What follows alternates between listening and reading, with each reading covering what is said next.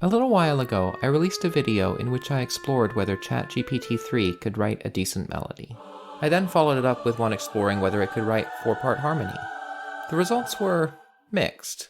On the one hand, it was pretty amazing that a language model that was in no way explicitly trained to do this could even respond to the question coherently. But on the other hand, the music left quite a lot to be desired. In the comments for both videos, I noticed a common refrain. It may not be good now, but just wait for GPT-4. Well, guess what?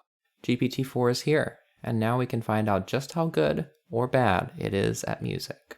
Before we do though, I'm going to wax philosophical for a moment. I have to be honest, I didn't start out with high expectations for GPT-4's musical abilities. The reason is that large language models are just that, language models. They're statistical machines that take in language and spit out language. Human cognition, on the other hand, involves all sorts of specialized subsystems for things like math and logic, sensory perception, modeling physical reality, storing and retrieving memories, theory of mind, and obsessing over the outcome of sports games and TV series. And all of this is orchestrated by some sort of executive functioning. Now, I'm not a neuroscientist, and apologies if I'm oversimplifying, but that's kind of the point. Human cognition is very complicated, and is nothing like a simple input-output machine. Let me give you an example I cooked up to illustrate this. I described to ChatGPT a scenario in which we have several colored blocks on a table. First, we place a red block on the table, then we place an orange block directly on top of the red block, then we place a yellow block directly on top of the orange block, and finally we place a blue block directly to the right of the orange block. Question is, what do you expect to happen next? A human being hearing this scenario described will quickly come to the conclusion that the blue block will fall. Crucially, this is not a linguistic process. It's a completely different part of our brain which is doing the work, even if our original understanding and our response are mediated by language. Now, when I asked ChatGPT 3 this question, it confidently predicted that the structure was stable and that nothing would happen. Its response sounds good, couching these statements in some impressive physicsy language, but the response reveals that there's no physical imagination behind the words. Here's the thing though. GPT-4 gets it right. It says the blue block is unstable and is gonna fall. And it's not just this problem. I tested GPT-4 on a lot of different blind spots that people found with GPT-3, and it's much, much harder to get it to respond with nonsense. So the question is it actually modeling physical reality somehow? Does this enormous black box of a language model somehow contain within it subsystems for modeling physical reality and math and logic and theory of mind? And if so, will it be able to do any better with music than its predecessor? Well, there's only one way to find out. To start out with, I took a similar prompt from the melody video, asking ChatGPT-4 to write a melody in the form of pitch duration pairs in Python syntax.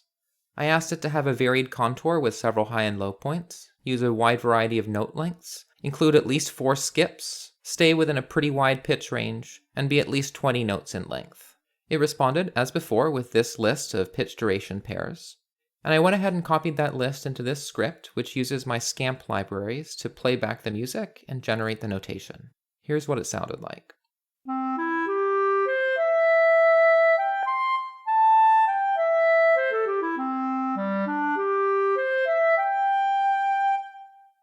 And here's the notation that it generated.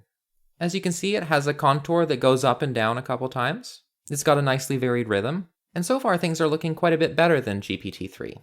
It kind of reminds me of something that Wagner might have written as a leitmotif in one of his operas. That said, it's limited completely to the C pentatonic scale. So my next question was to ask it what kind of character it thought this melody had, and see if it could generate a new melody with a contrasting character. It said that this melody was energetic and dynamic, and decided to give me a calm, gentle legato melody in response.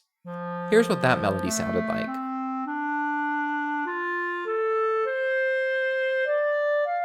It's certainly slower and calmer, but I'm starting to wonder about GPT-4's expressive range.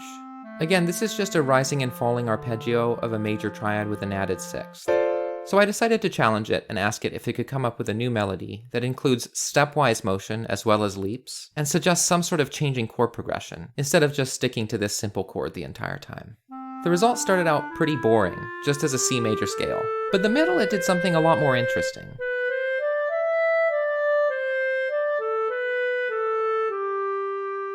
And then it kind of ended abruptly. I communicated these criticisms and then asked if it could address these issues, making the whole thing a bit more like the middle part. Here's the result.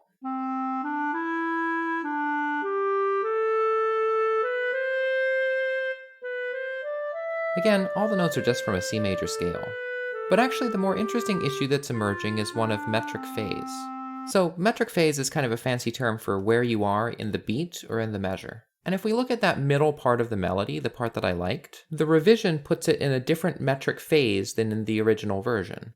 Here's the original version.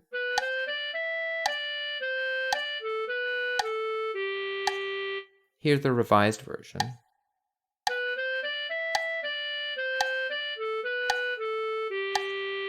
And here's the version that I think it should have done all along, placing the high E on the beat.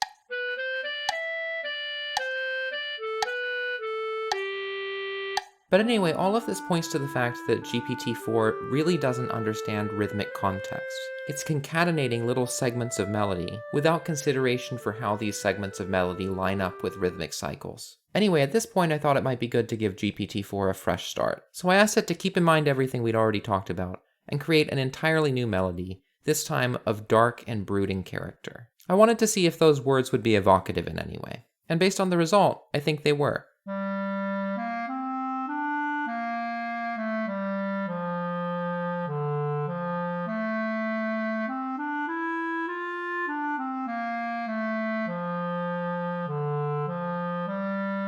I then suggested adding a rest to help with phrasing, and maybe try adding something new at the end that gets higher in register and has a surprising harmonic twist. Finally, I asked it to write a bass line to go with it, to be played by a plucked double bass, and I asked it to make it slow and regular so that it defined the harmony. I then plugged it into a new Python script that allows us to play both melodies at the same time, and here was the result.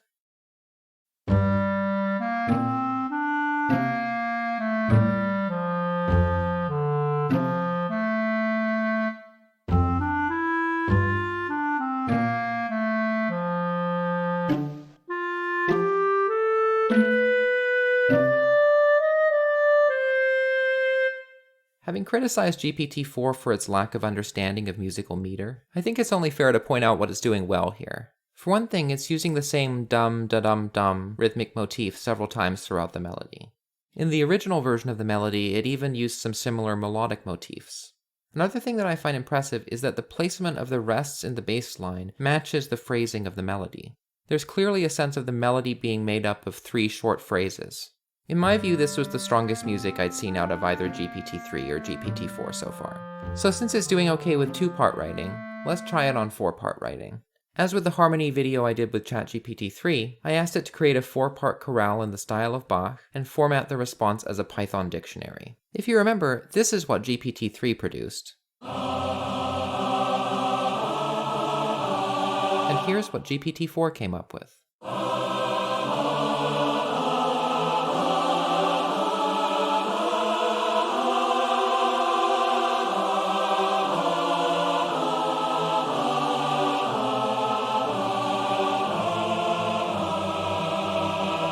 As with ChatGPT-3, I asked it to add some rhythmic variety to the parts, and it definitely did a better job than GPT-3 did.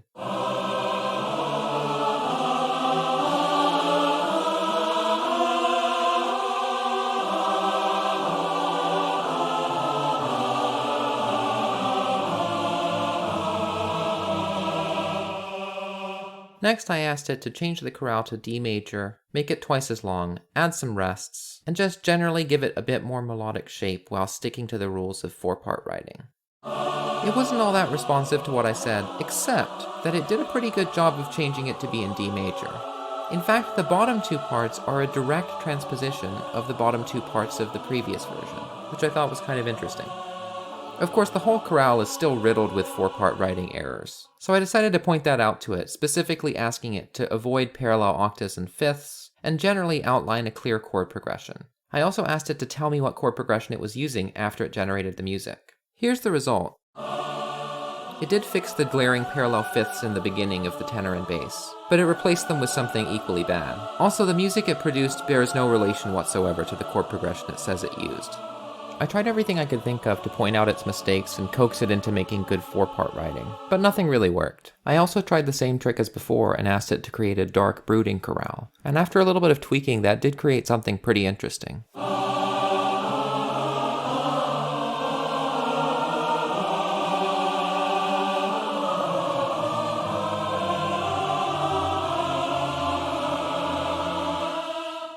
Overall, I'd say 4-part writing is a little beyond GPT-4's abilities.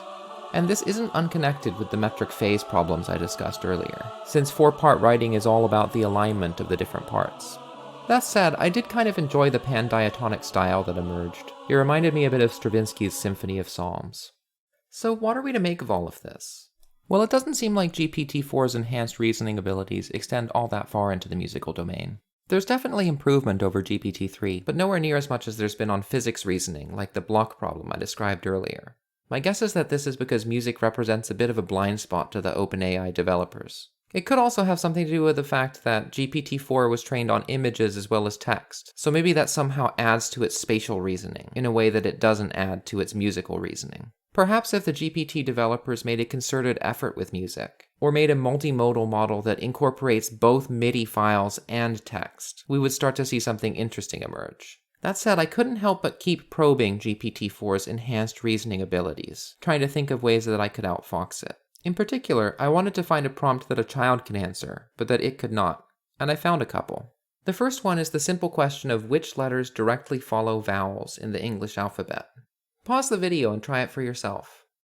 What are you doing in your brain? For me, there's definitely a sense that I'm accessing a model of the alphabet and moving through it spatially. Whatever the case, GPT-4 messes up this question in a way that makes it look a lot more like a statistical machine than a thinking machine.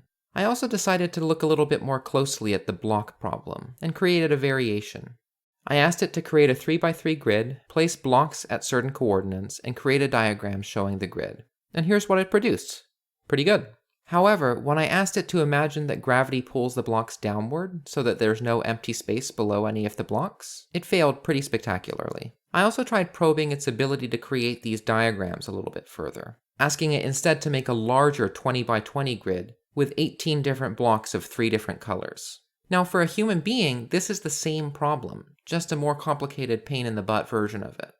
Anyway, here's what GPT-4 came up with. And here's that same graph annotated with the correct block positions. Among the many issues here, it only included 2 blue blocks when there were supposed to be 6 of them. If you study this closely though, I think that some of the mistakes are kind of interesting. I'm curious if you have any thoughts about them in the comments. My favorite test though was when I asked it to play a kind of anti-tic-tac-toe. The same rules as regular tic-tac-toe, except that the goal is to avoid getting 3 in a row. GPT-4 turned out to be not only bad at anti-tic-tac-toe, but also bad at analyzing the state of the game. We got to a point in the game where the only possible outcome was for it to lose by making 3 in a row. So I asked it, who do you think is winning? Its response was, I have no idea, call it a tie? Then when it finally came to the point of playing the losing move, it played an illegal move. When I pointed this out, it apologized, played the losing move, and said, your turn. Clearly this whole process was very confusing for it. So the question that I'm left with is writing music more like tic-tac-toe or like anti-tic-tac-toe?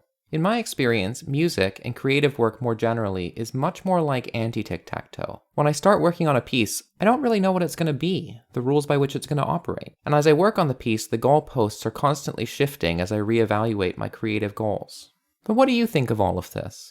Has there been a real shift with GPT-4? And what would it take for one of these so-called AIs to be truly creative?